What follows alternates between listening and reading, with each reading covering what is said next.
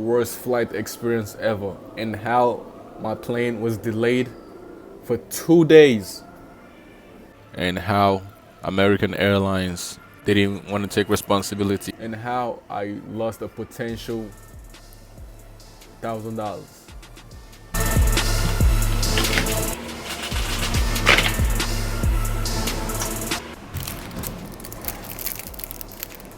Breakfast. You can't start your day off without breakfast. It's the most important meal of the day. That's a lot of calories. But you know, I'm in New York right now, and it's hot as hell. Even though it's like March. March, March, the month of March. Spring is on the way. Okay, so the trip begins by checking in my luggage. Anytime I check in my luggage, due to my experience with missing luggages, which I'm gonna talk about in another video, these days, anytime I check in the luggage now, I make sure to take photos of it on all corners. And I also take a photo of the person who checked in my luggage.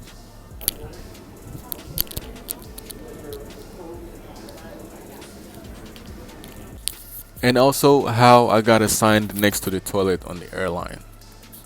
Because when I was booking the flight, the seat map did not have a bathroom on the map like it did in real life. So that was really bad. They lied, false advertisement. So I paid for a seat that ended up being next to the toilets.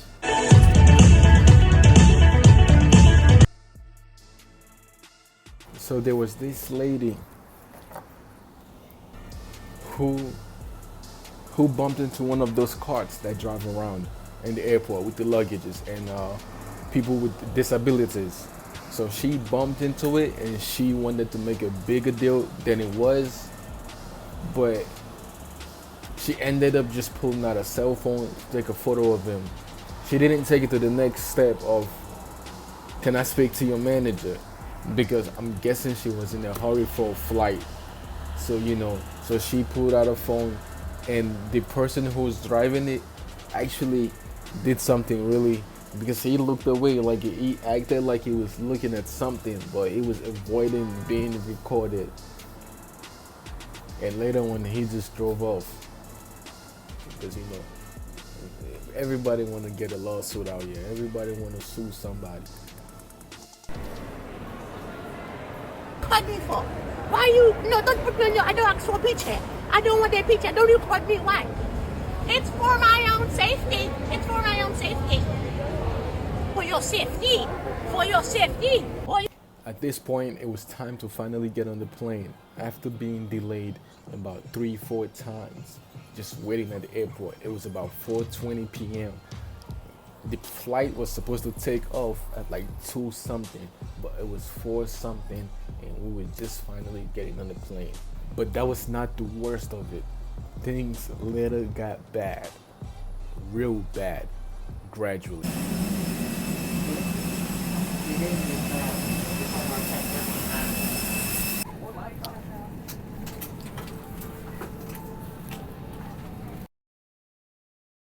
Telephone with our maintenance and engineering department and find out if there's really a problem or if this is a nuisance light that needs to just be reset. So I'm going to start that troubleshooting procedure on the phone with the maintenance, and as soon as I have some information, I'll get back to you. The fact that I was assigned next to the toilet, that was already...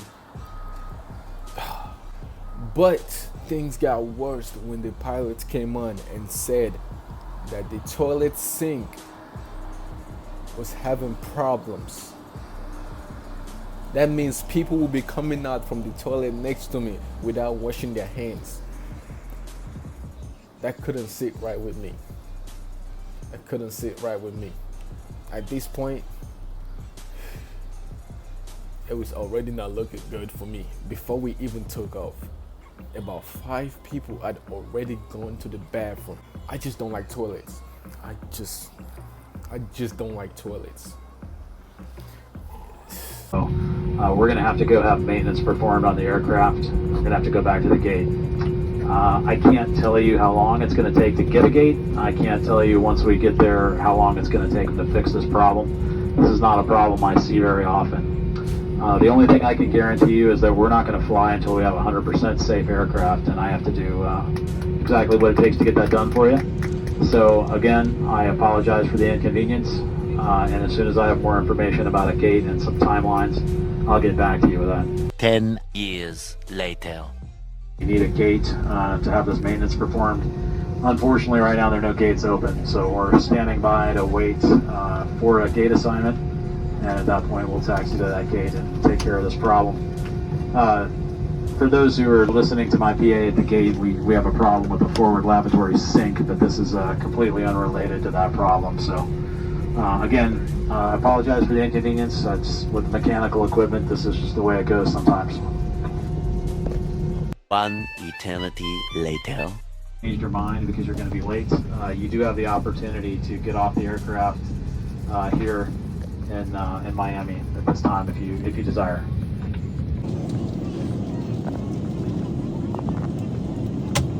The plane's not safe to fly with the valve in that condition. So what the mechanics will most likely do, I can't guarantee it, is they're going to open up the engine and they're going to secure this valve open mechanically. It's an electronic valve, so we control it with electronically from the front of the airplane. But he can manually secure it with a safety wire so that it can't close, and then it'll be just fine for us and safe for us to fly. So that's probably what they're going to do. But the mechanic's not here yet, and I can't tell you how long it will take. Or maybe with other aircraft right now, I just don't have a timeline. And then, but once he does get here, I will ask him how long this normally takes, and then when I have that information, I'll pass it along to you. Once again, I'm sorry, but I'll just keep you informed about every 15 minutes what I know. One eternity later.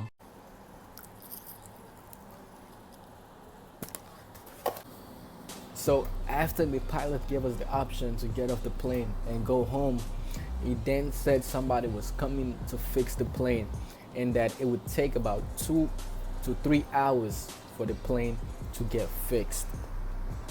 But things got bad. Things were already bad. Things got worse when the pilot said the man who put out his suitcase, he got off, and 2 other people got off. So he said it was some kind of security reasons everybody had to get off.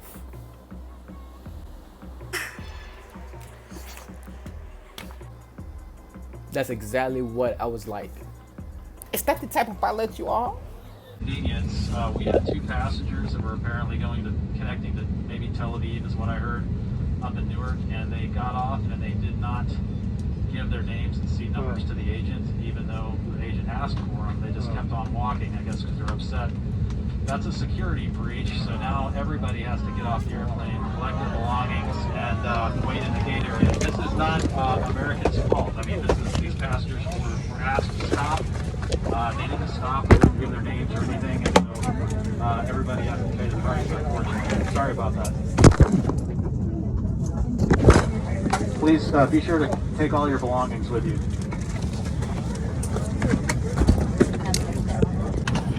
We're all getting off. 1 second. We're getting off. Excuse me. Excuse me.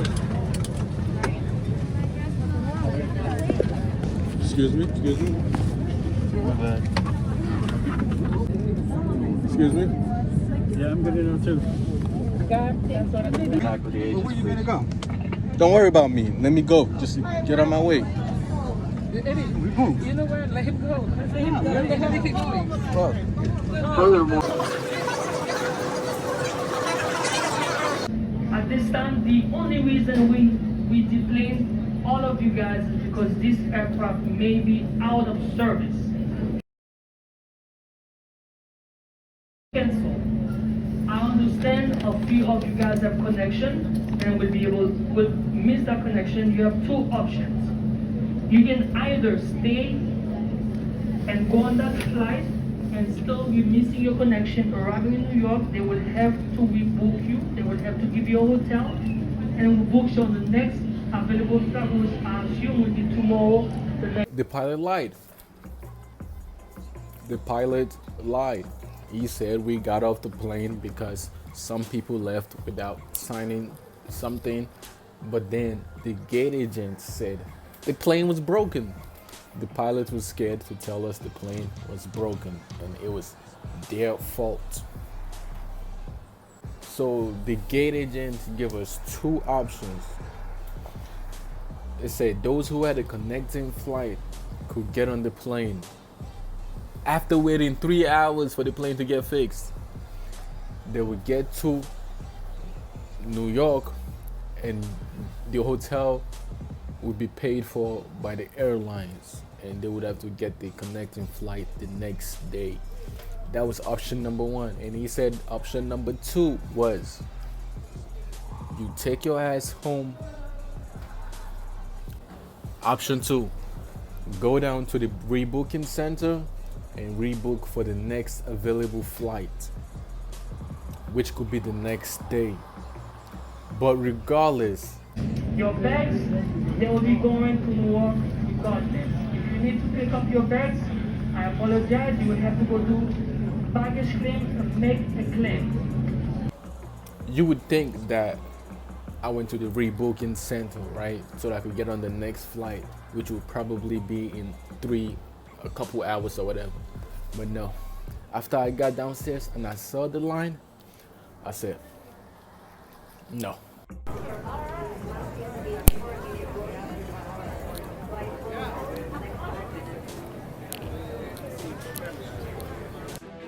Oh, hell no!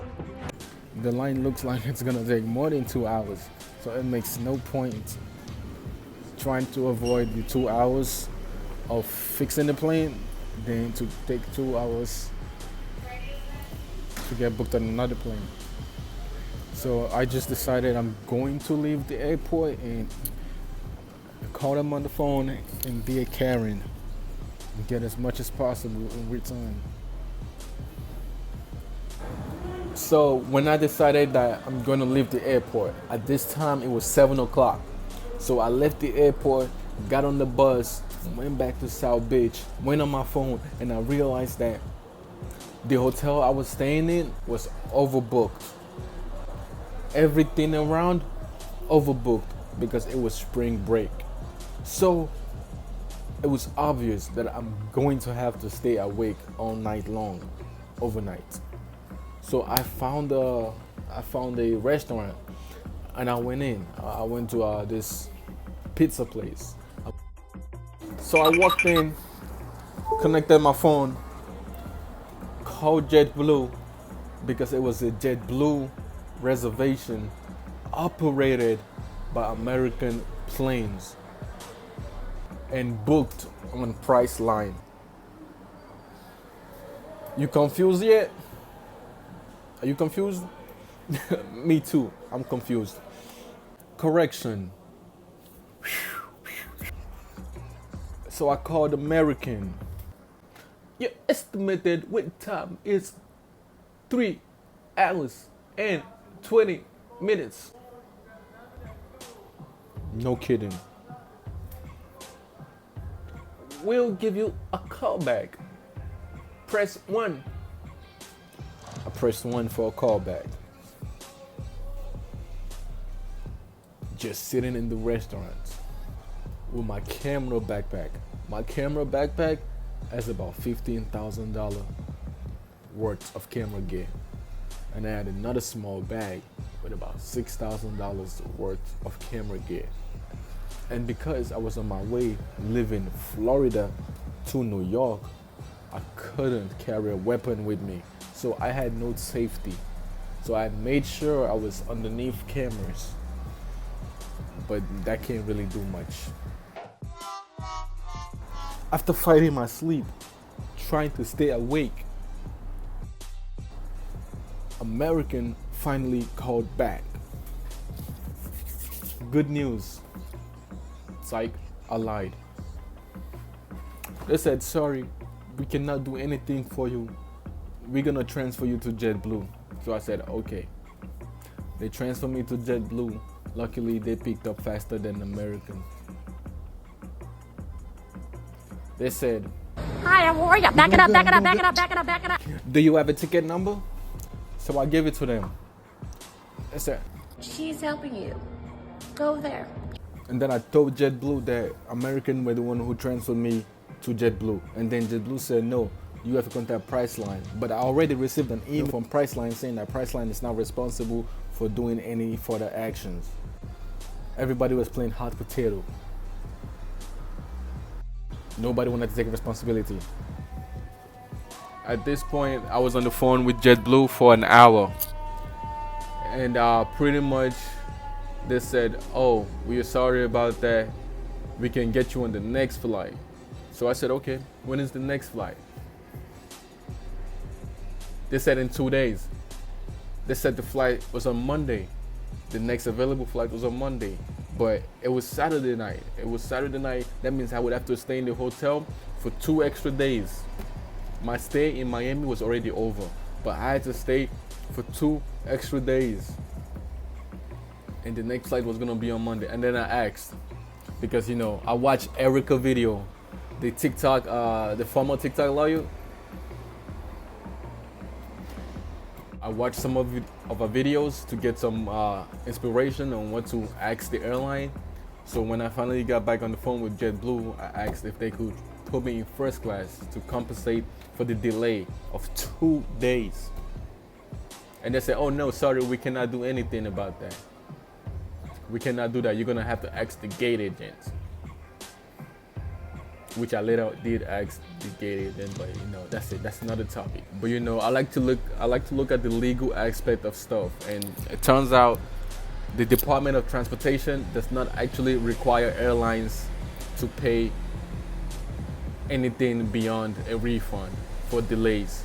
So pretty much airlines can decide to delay you as much as possible, and they are not obligated to do anything besides a refund. But if you already want to fly, why would you get a refund? I mean, you have to fly regardless.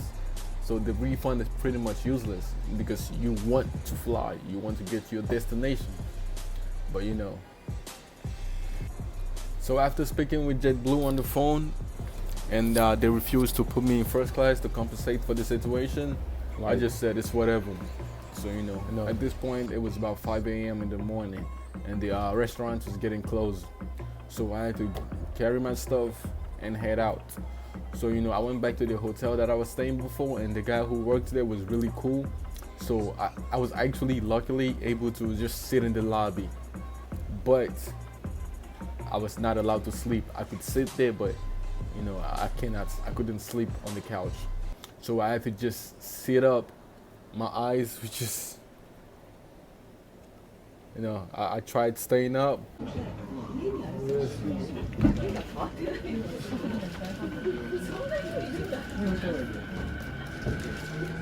So I had to stay up all the way from 5 a.m. till 3 p.m., which is check-in. But luckily, I was able to check in at 11 a.m. early because I've been to this hotel before, so they knew me. So I was lucky that they were gonna let me check in early, but I had to stay up all night.